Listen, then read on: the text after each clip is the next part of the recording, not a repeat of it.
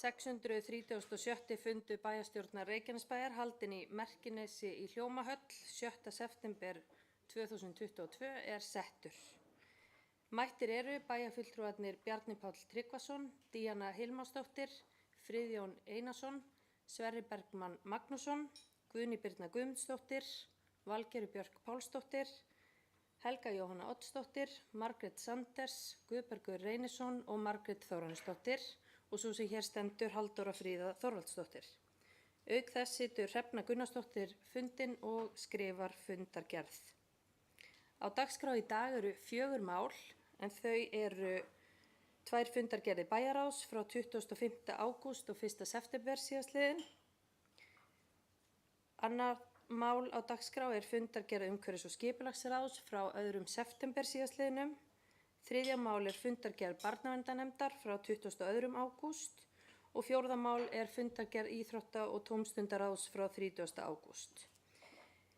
En áður en við göngum til dagskrár vil ég nota tækifærið og minnast aðeins á nýliðna ljósanótt sem heppnaðist einstaklega vel og þar lék frábært veður mjög stórt hlutverk. Ég vil fyrir hönd bæjarstjórnar þakka öllum sem komu að undirbúningi og framkvæmd hátíðarinnar sérstaklega sem og íbúum og gestum fyrir þeirra þáttöku. Við finnum hvað það var gott að geta haldið ljósanótt aftur og hlökkum til næsta árs nú þegar. En þá göngum við til dagskrár og tökum fyrir 1. mál en það eru fundargerðir bæjarráðs frá 25. ágúst og 1. september síðastliðnum. Orðið er laust.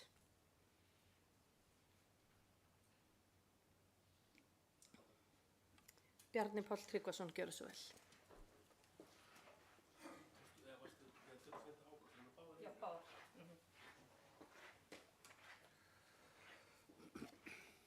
Forseti, bæjarfulltrúar og aðrir gestir.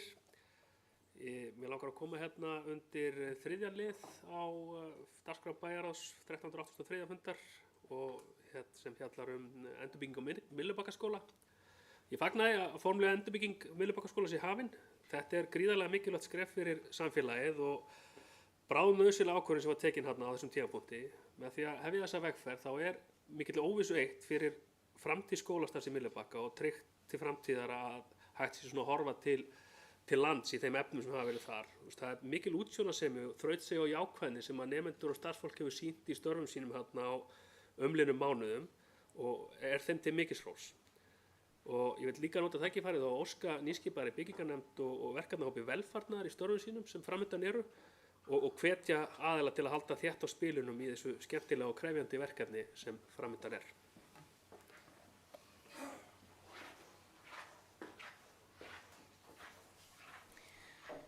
Eru fleiri sem óska eftir að taka til máls undir fundargerðum bæjarráðs frá 25. ágúst og 1. september?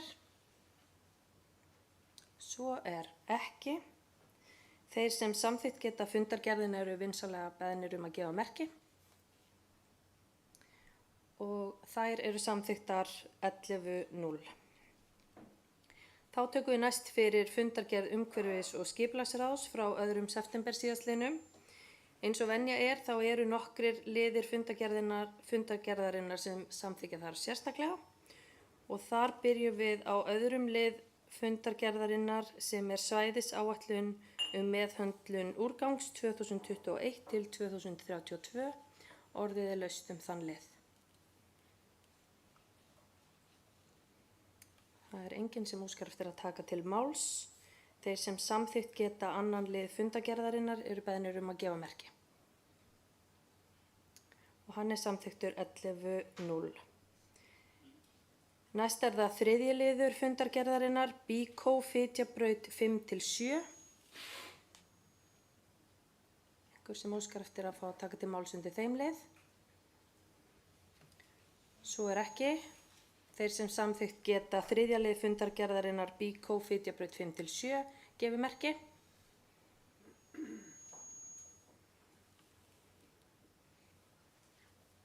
Hann er samþykktur 11:0. Þá tökum við fyrir 4. lið fundargerðarinnar, Smiðjuvellir inntakshús. Orðið er laust. Það er enginn sem óskar eftir að taka til máls undir þeim lið. Þeir sem samþykkt geta 4. lið fundargerðarinnar eru beðnir að gefa merki. Hann er samþyktur 11-0. Þá tökum við fyrir 5. lið fundargerðarinnar, Tjarnarbraut 38 stækkun. Orðið er laust 5. lið. Það er enginn sem óskar eftir að taka til máls undir þeim lið. Þeir sem samþykkt geta 5. lið fundargerðarinnar, Tjarnarbraut 38 stækkun gefið merki. Hann er samþyktur 11-0. Þá tökum við fyrir 8. lið fundargerðarinnar, Njarðvíkurbraut 26 stækkun innkerslu. Orðið er laust. Það er enginn sem óskar eftir að taka til máls. Þeir sem samþykkt geta 8. lið fundargerðarinnar eru beðnir að gefa merki. Og hann er samþyktur 11-0. Þá gefur forseti orðið laust fundargerðina í heild sinni. Margrét Sanders, gjörðu svo vel.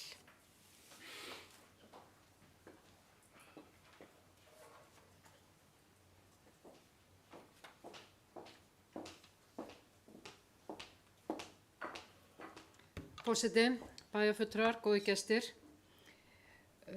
Ég kem hérna upp undir uppskráðinu 11. máli umferðar- og samgönguáætlun.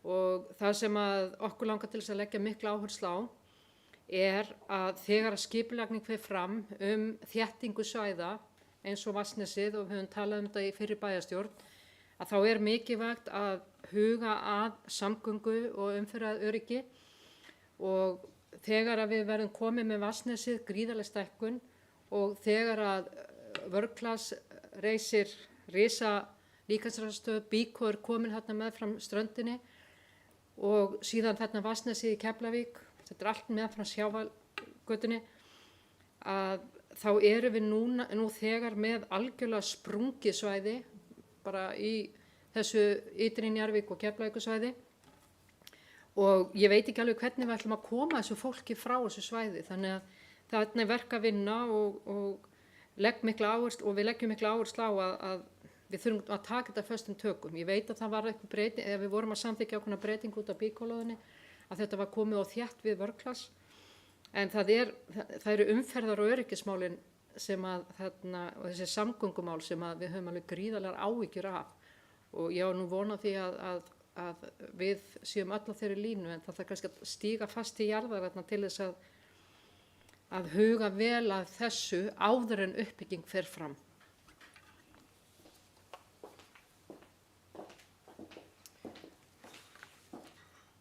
Takk fyrir þetta. Eru fleiri? Guðbergur Reynisson, gjörðu svo vel.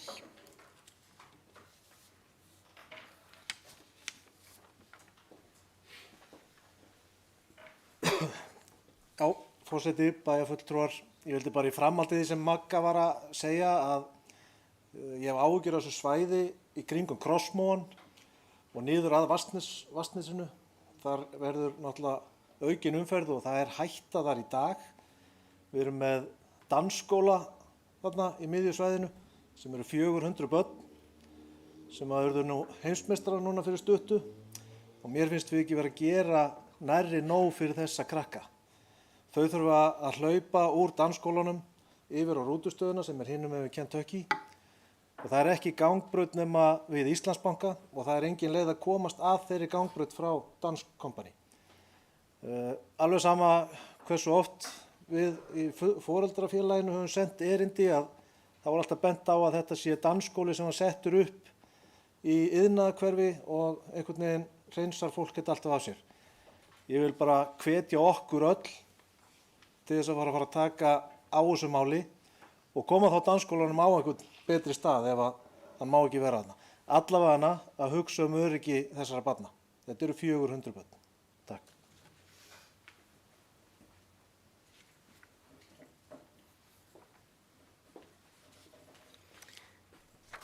Friðjón Einarsson, gjörðu svo vel.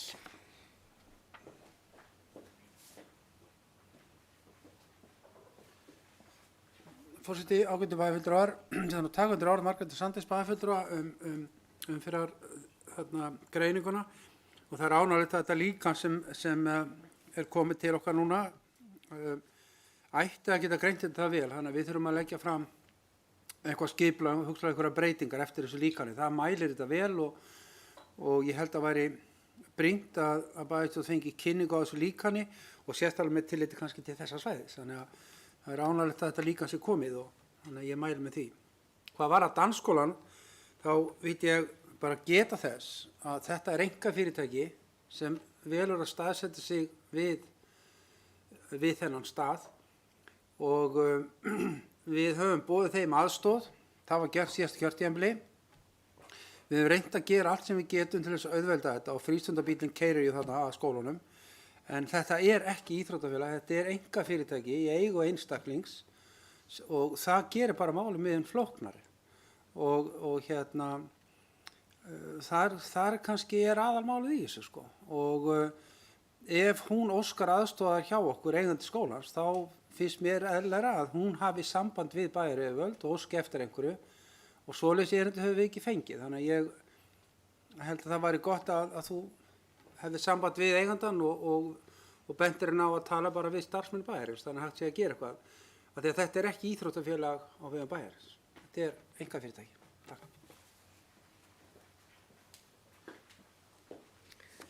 Eru fleiri sem óska eftir? Guðbergur Einarsson, gjörðu svo vel.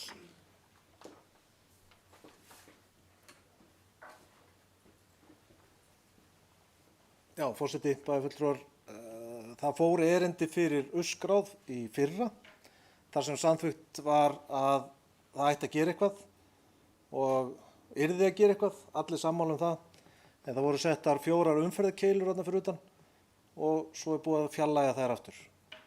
En ef að Uskráðið er ekki þeir sem eiga að tala við, að þá biðst ég afsökunar á því og ég verð þá að tala við eiganda skólans og láta hann sækja aðstoð. En megum ekki gleyma því að þetta eru krakkarnir okkar. Og ef að hún vill ekki óska eftir aðstoð, þá hljótu við að þurfa að passa upp á krakkana samt inn í bæjarfélaginu okkar. Takk.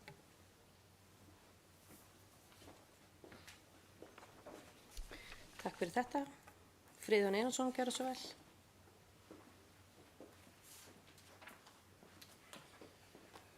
Ég tek alveg undir, ásakið forseti, ég tek alveg undir orð bæjarfulltrúa, en það breytir ekki því að við höfum engin áhrif á reksturinn á skóla eða stjórnun skólans á einn eða einn hátt. Eigandinn velur þessa staðsetningu sjálf. Hún velur að fara með skólan þarna niður eftir og á hennar ábyrgð og við höfum gert margt til einfalda og auðvelda þetta, en ég tek alveg undir það, þetta er auðvitað börnin okkar og við höfum að gera þess vel og við getum. En staðsetning skólan ein og sér gerir bara hlutina mjög erfiða. Það er erfitt gegnumstreymi, þetta er lokuð gata og þetta er mjög erfitt, það er iðnaðarfyrirtæki allt í kringu skólan og þetta er mjög óheppileg staðsetning, vitandi hvernig strætókerfið var, hvar stoppustöðvar eru, þannig að þetta var dálítið erfið staðsetning að velja. En ég tek alveg undir með þér, við eigum að gera sem við getum og ég myndi leggja til að hún hefði bara samband við, ekki skráð heldur, við starfsmenn á sviði og sendi þeim bréf og óskar eftir einhverju samstarfi, því að hún þarf þá að leggja eitthvað til líka til móts við bæinn. Ef við ætlum að gera eitthvað þarna, þá er það eitthvað sem hún þarf að leggja eitthvað á móti og þannig getum við kannski fundið einhverja lausn sem gengur vel upp. En ég held að allir vilji gera vel í þessu. En takk fyrir að vekja athygli á þessu.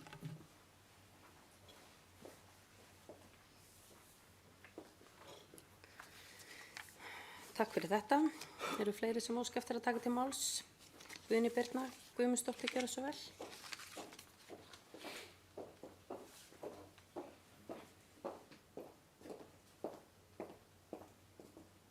Virðulegi forseti, kæru bæjarfulltrúar, þetta er bara góð og gagnleg umræða sem hefur sprottið hérna af þessum lið í fundargerð umhverfis- og skipulagssviðs og tek heils hugar undir það að við erum orðin það fjölmenn að við þurfum nú heldur betur að fara að kanna umferðarþungann hér.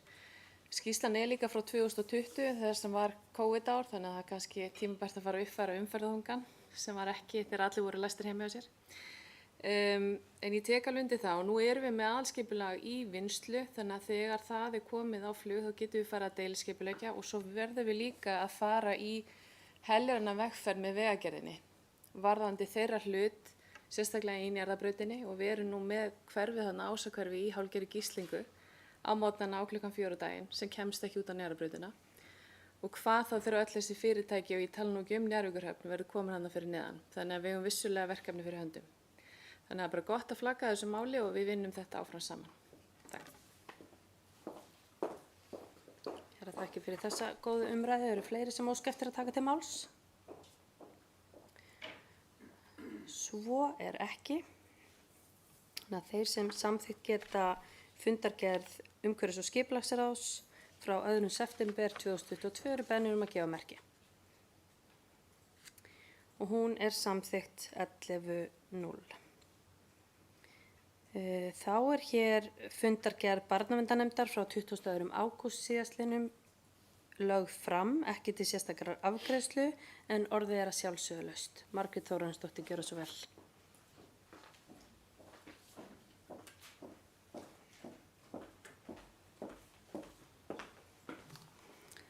Virðulegi forseti og aðri viðstaddir, mig langar að koma hérna lið 8, tölulegar upplýsingar. Ég fagna þessu loksins að vinnuálag í barnavernd orðið ásættanlegt. Það búið að vera gríðalegt vinnuálag á starfsmenn barnaverndar og loksins erum við að sjá fyrir endan á því, enda líka erum við heldur betur búin að berjast fyrir því að fjölga stöðugildum í barnavernd. Ég vil ítreka, enn og aftur ítreka, við höldum þeim stöðugildum sem eru nú í barnavernd vegna þess að við erum að fara í fjárhagsáætlunargerð og mér finnst þetta mjög sorglegt ef við ætlum að fara að sjá fram á það að við ætlum að fækka stöðugildum í barnavernd. Enda hefur það sýnt sig núna og kemur berlega í ljós að það þarf ekki að fara að kaupa dýra þjónustu, dýr úrræði og yfirvinna hefur minnkað. Þetta skilar okkur í minni kostnaði og það akkurat það sem við erum að hugsa með fjárhagsáætlunargerð að minnka kostnað og ég bara óska eftir því og ítreka það að við höldum þessum stöðugildum inn í barnavernd. Takk fyrir. Takk fyrir þetta. Eru fleiri sem óska eftir að taka til máls? Friðjón Einarsson, gjörðu svo vel.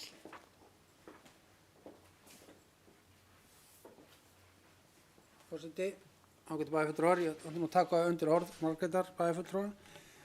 Við fórum í mjög stórt átak í fyrra og bættum við starfsfólki og vorum saman í mikilli vinnu að endurskoða reksturinn á þessu og það hefur gengið fram úr vonum og ég held að enginn inni sé að hugsa við ætlum eitthvað að draga tilbaka í þessu. Það er allavega ekki sem eru upp á borðinu hjá okkur. Ég held að við séum bara ánað að sjá loksins þessar breytingar sem við erum búin að bíða eftir og það er bara mjög gleðilegt.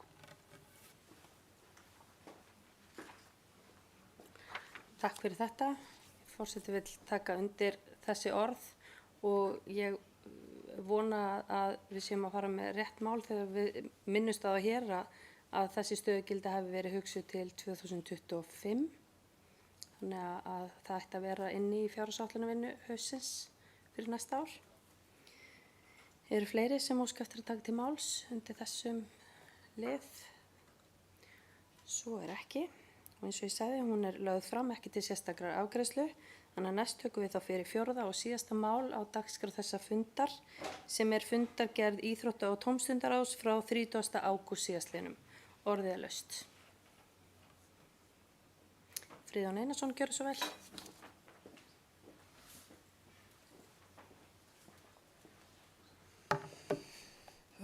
Forseti, afsakaðu atgangin í mér, en í fjárhagsáætlunarvinnunni núna fyrir næsta ár og næstu út þetta kjörtímabil hafa núna verið eins og bæjarfulltrúar vita, hafa rammar verið lagðir fram og það er gert ráð fyrir 6% aukningu á kostnaði eða á tekjum og gerði krafa hagræðingar miklar hjá okkur.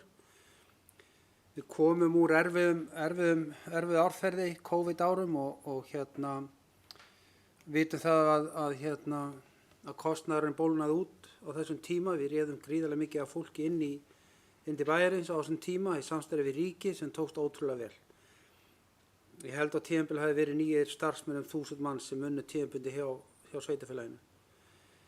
En eftir svona átök þá þurfum við að vanda vel og ég veit að bæjarfulltrúar allir hér munu taka þátt í því og við erum svona byrja að leggja línurnar og við munum fljótlega fá fund með sviðstjórum þar sem farið verður hvert einasta svið og tillögur þeirra fyrir næsta ár. Tekjuaukningin verður sem við áætlum verður 6% á árinu og það gefur okkur eitthvað svigrúm en ekki mikið. Við munum halda gjaldskrárhækkunum í hófi en heyrnstöðvar sveitarfélög sum hver muni hafa hækka gjaldskrá verulega og lækka fasteignastuðli lítið en við höfum tekið stór skref í því að lækka þetta. Ég segi þetta hérna undir fundargerð Íþrótta- og tómstundaráðs og meðal annars vegna þess að á næsta fundi í bæjarráði á 5. daginn þá mun ég leggja fram tillögu endurskoðun allra rekstrarsamninga íþróttafélaga við Reykjanesbæ, þar með talið knattspyrnudeildir, körfuboltadeildir og fimleikadeild og þær deildir sem þess þurfa. Það hefur gengið vel hjá sumum deildum sem við gerum ekki ráð fyrir breytingum en það er komið tími til að endurskoða rekstur knattspyrnuvalla og samstarf við félögin og við lofum þessu í kosningabaráttunni og ætlum að standa við það. Og þar mun meiri og minni hluti hafa fulltrúa í nefndinni og ásamt starfsmönnum en Hafþór Birgisson íþrótta- og tómstundafulltrúi mun leiða báða hópana. Hann er maður mikill að verka og ég kvíði því ekki. En jafnframt munum við óska eftir skipun í nefnd sem verður hugað uppbyggingu íþrótta- og mannvirkja til næstu 5-6 ára og jafnvel lengra fram í tíman. Og það er bara mikilvægt að við erum tilbúin að horfa út fyrir boxið í þessu, hugsa hlutinum på nýtt, veri ekki alltaf föst í einhverju, Njarðvík, Keflavík eða hér eða þar, að við finnum einhverja lausnir sem eru hagkvæmar til framtíðar, jafnt fyrir íþróttarhreyfinguna og sveitarfélagið. Flestar þær hugmyndir sem komu upp frá íþróttarfélagunum hafa byggst á því að við eigum að bærin á að byggja fleiri hús eða stærri hús og við þurfum einhvern veginn að finna einhverja lausnir á þessu þannig við getum gert íþróttina meira sjálfbærari og stutt vel við það. Þannig að ég nefni þetta hérna meðal annars til þess að láta bæjarfulltrúa að vita að fimleikadeildin hefur beðið aðstoð og að sjálfsögðu það skoðað og hvað ætti að gera þar. Og það einmitt svona kannski sem við viljum horfa á hlutina að þarna er vel að leggja til lausnir, ég veit að þetta er gert í samráði við íþróttafulltrúa, að hvernig við getum aðstoðað litla deild sem í fjárhagserfiðleikum með hlutum eins og að kaupa dýnur sem ekki dýrt og eða þá að gefa heimild til að leigja út fundarsal, að reyna að finna einhverja lausnir í þessu. Það er líka annað sem í þessu að þetta sjálfboðavinna sem gerir það að verkum okkur vantar stöðuleika í reksturinn. Það þyrfti helst að vera framkvæmdastjóri og ég velti því fyrir mér hérna inn í þennan hóp hjá ykkur eins og gerist sums staðar hvort að Njarðvík og Keflavík þurfi ekki að ráða sér sérstakan fjármálastjóra sem reki raun alla deildir félagana. Af því að það er bara ein deild sem ber ábyrgð á rekstri íþróttafélaga og það er aðalstjórn félagsins. Í lögum félagana beggja er það í raun bara aðalstjórn sem ber ábyrgð. Og ef við getum elt aðalstjórnina og starfsemina þar með framkvæmdastjóra og fjármálastjóra þá held ég að það væri mikil lausn og léttir fyrir margar deildir sem að sinna þessu á hlaupum og hér og þar. Þannig að ég vil nefna þetta allt saman hérna inni. Ég veit að þetta er kannski ekki auðveldasti tími núna, það er erfið ár framundan hjá okkur en við viljum samt finna lausnir þannig að þetta geti gengið betur. Og það er ómetanlegt starf sem þessi sjálfboðaliðar að vinna og íþróttirnar væru aldrei þær sem eru nema fyrir þessa miklu vinnu sem þau leggja fram. En ég vildi bara nefna þetta hérna við ykkur að við erum að hlusta og ég held að öll bæjarstjórn í heild sinni verið sammála að fara þessar leiðir til framtíðar. Takk. Takk fyrir. Guðbergur Reynisson, gjörðu svo vel.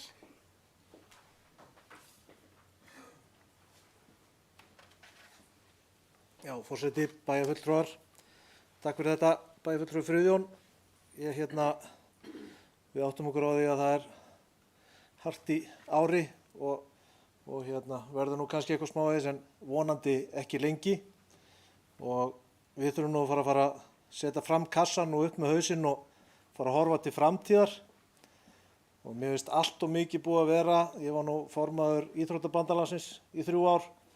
Og allt og mikið svona litli plástrar en engin svona framtíðarsýn. Og ég veit ekki alveg hvar eigum við að taka þessa framtíðarsýn. Eigum við að taka hann í framtíðanefnd, eigum við að taka hann í íþrótta- og tómstundanefnd eða umhverfis- og skipulagsnefndinni eða öllum saman. En við sjálfstæðismennirnir viljum allavega hana bóka, þrátt fyrir þessa ræðu Friðjóns, að Reykjanesbær þarf að setja upp metnaðarfulla langtíma áætlun uppbyggingu íþróttamannvirkja og setja fram tímasettan aðgerðalista þannig að farið sé eftir þeirri áætlun. Sjálfstæðisflokkurinn leggur til að bæjarstjóra verði falið að leitast eftir viðræðum við KSÍ byggingu þjóðarknattspyrnuleikvangs í Reykjanesbæ. Nú vantar bæjarstjóran fyrst ég Núna eru nokkur bæjarfélög á höttunum eftir að fá þessa höll til sín og Reykjanesbær gæti lagt fram landsvæði og uppbygging orðið í samvinnu við einkaaðila. Mikill kostur er að hafa slíkan þjóðarleikvang nálagt alþjóðaflugvelli til dæmis og þjóðarknattspyrnuleikvöllur myndi styðja við íþróttastarf í Reykjanesbæ og mikilvægt er að vinna þannig til framtíðar og að við stöndum undir nafni sem íþróttabær.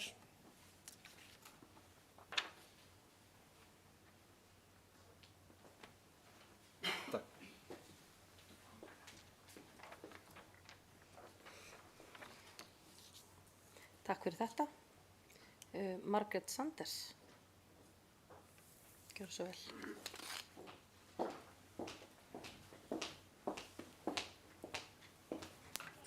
Forseti, bæjarfulltrúar, góðir gestir. Ég vil fagna því hversu samstíga við erum hérna bæjarstjórnin og eftir orðum formanns bæjarráðs varðandi fjármál og rekstur og utanumhald, utanum íþróttafélögin hér í bænum, að þetta skiptir okkur öll máli og hvernig á að gera þetta og það sem að hann kom inn á, formaður bæjarráðs Friðjón, varðandi fjármálastýringu er eitthvað sem að skiptir gríðarlega miklu máli og er algjörlega tímabært að fara að horfa á þessi félög meira heldur en bara fyrir sjálfboðaliða. Þetta eru, við erum að tala milljarða í tekjur ef við tökum heilt yfir. Við erum að tala gríðarlega fjármuni. Við erum að tala mikla fjármuni sem bærinn er og þarf að leggja í svona og það þarf að hafa alvöru stýringu. Og ég veit að mörg félög hafa gert þetta, sett aðalstjórn sem dæmi, einn fjármálastjóra yfir heildina sem að hefur aðstofað alla og það verður ekkert greitt eða gert neitt nema í gegnum viðkomandi aðila. Það er ein leið en auðvitað þurfa félögin sjálfa ákveða hvernig þetta gerir þetta. En við þurfum að styðja þau og ég styð heilshugar þessa hugmynd að við skoðum saman næstu skref hvernig við sem sveitafélag, íþróttafélögin og bara bæjarbúar, hvernig við saman getum fara á næsta stig í þessu brýna máli. Takk.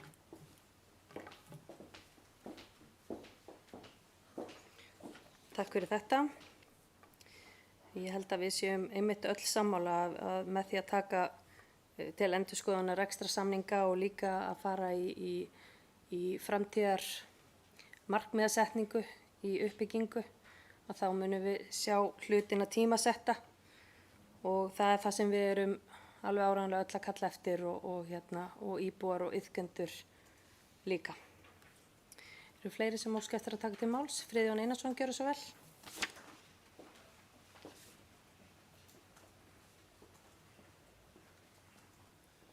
Forseti, ég tek undir það sem bæjarfulltrúi Margrét var að segja. Það er áhugavert að horfa tilbaka eins og ég var að fylgjast með fréttum nýlega út í Noregi þar sem knattspyrnufélag sem veltir á 2 milljarð þegar það var gagnrýnt fyrir það hafi ekki keypt nýja leikmenn núna þegar var möguleika á því í félagaskiptaglugga. Og áhorfendur og aðdáendur félagsins voru brjálaðir á miðlunum og letu illum látum og þá kom ungu framkvæmdastjóri fram og sagði róið ykkur aðeins hérna. Við erum að reka hérna fyrirtæki og það er fjárhagsáætlun og ef það er ekki til pening þá kaupum við ekki nýja leikmann. Og mér fannst þetta svo aðdánavert að þeir gera fjárhagsáætlun, halda sig við hana þó illa gangi. Og hann fekk náttúrulega ekki mikið plús fyrir þetta, sannarlega ekki. Og ég fór að hugsa tilbaka hvernig við höfum gert þetta hérna hjá okkur. Undanfarin 3 ár höfum við aðstofað íþróttahreyfinguna margsinnis með fjármál, þrátt fyrir það að við höfum fengið jafnvel yfirlýsingar það að hlutinni væri í góðu lagi.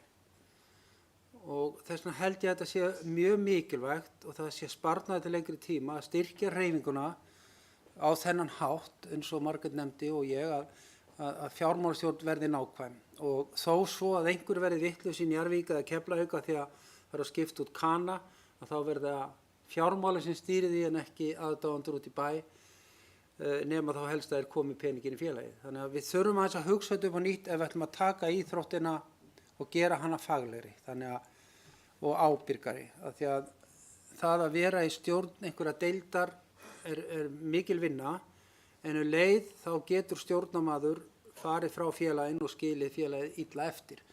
Með þessu ég ekki að segja að það sé algengt.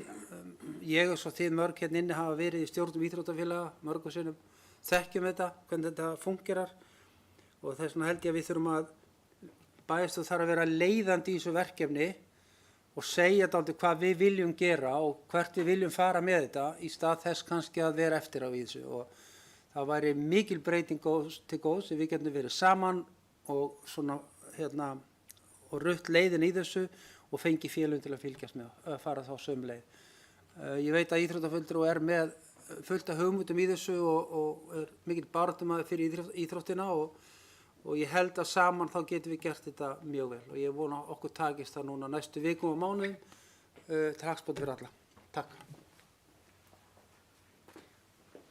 Takk fyrir þetta. Bjarni Páll Tryggvason, gjörðu svo vel.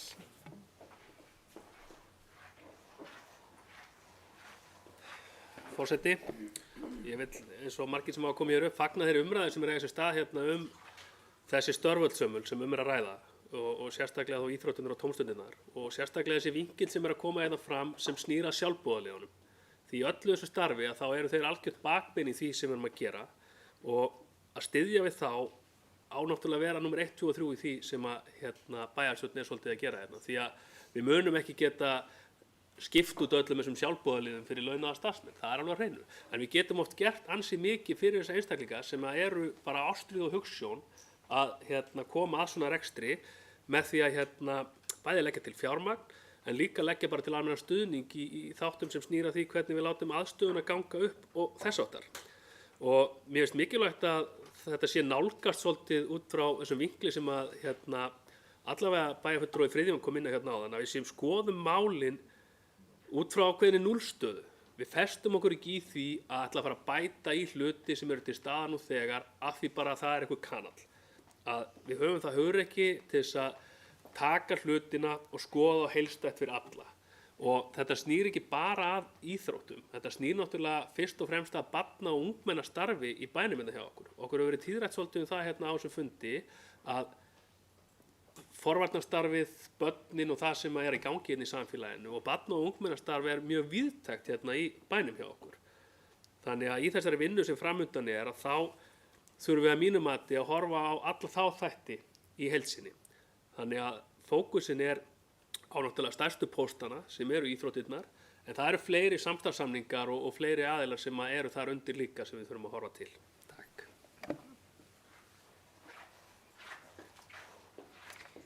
Takk fyrir þetta. Eru fleiri sem óska eftir að taka til máls? Svo er ekki.